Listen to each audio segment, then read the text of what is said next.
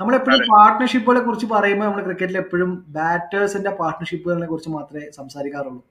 ബൗളേഴ്സിന്റെ പാർട്ട്ണർഷിപ്പിനെ കുറിച്ച് നമ്മൾ അധികം സംസാരിക്കാറില്ല. കാരണം സംസാരിക്കാറില്ല. അതധികം വിസിബിൾ അല്ല. ബാക്കി ബാറ്റേഴ്സിന്റെ പാർട്ട്ണർഷിപ്പ് പോലെ വിസിബിൾ അല്ല ബൗളേഴ്സിന്റെ പാർട്ട്ണർഷിപ്പ് എന്ന് പറയുന്നത്. ബട്ട് ഒരു ബൗളിംഗ് പാർട്ട്ണർഷിപ്പ് എന്ന് പറയുന്നത് വളരെ ഇമ്പോർട്ടന്റ് ആണ്. കാരണം ഒരു സൈഡ് ഇപ്പൊ നമ്മളൊരു അശ്വിൻ ചഹൽ കൂട്ടുകെട്ട് എടുത്താൽ ആ, അശ്വിൻ എപ്പോഴും പറയുന്നത് പോലെ ഒരു ഡിഫൻസീവ് ബൗളറാണ്. അധികം എക്കണോമി ഒരു 7 റൺസ് പെർ ഓവർ കൊടുക്കുന്ന ഒരു ബൗളറാണ്. മറുഭാഗത്ത് ചഹൽ ഒരു വിക്കറ്റ് ടേക്കിംഗ് ബൗളറാണ്.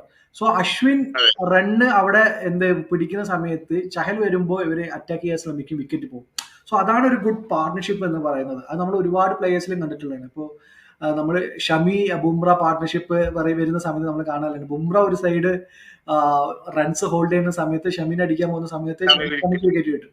സോ ഈ ബൗളിംഗ് പാർട്ട്ണർഷിപ്പിനെ കുറിച്ച് നമ്മൾ ക്രിക്കറ്റിൽ അധികം ആരും സംസാരിച്ച് കേട്ടിട്ടില്ല. അതേപോലെ നല്ലൊരു പാർട്ട്ണർഷിപ്പാണ് ഈ പറഞ്ഞ Hasaranga and Theekshana. Theekshana run കൊടുക്കുന്നതിൽ വളരെ പിശുക്കുള്ള ഒരു പ്ലെയർ ആണ് തീക്ഷ്ണ. ഹസരംഗ ഇതേപോലെ ചഹലിനെ പോലെ തന്നെ വിക്കറ്റുകൾ കുറച്ച് റൺ വിക്കറ്റ് ടേക്കിംഗ് എബിലിറ്റി ഉള്ള ബോളറാണ്. സോ മിഡിൽ ഓവേഴ്സിൽ ആ ഒരു പാർട്ട്ണർഷിപ്പ് നന്നായിട്ട് വർക്കൗട്ടാണ്. കാരണം രാജസ്ഥാന്റെ ഹോം ഗ്രൗണ്ട് എന്ന് പറയുന്നത് കുറച്ചുകൂടി വലിയ ഗ്രൗണ്ടാണ്.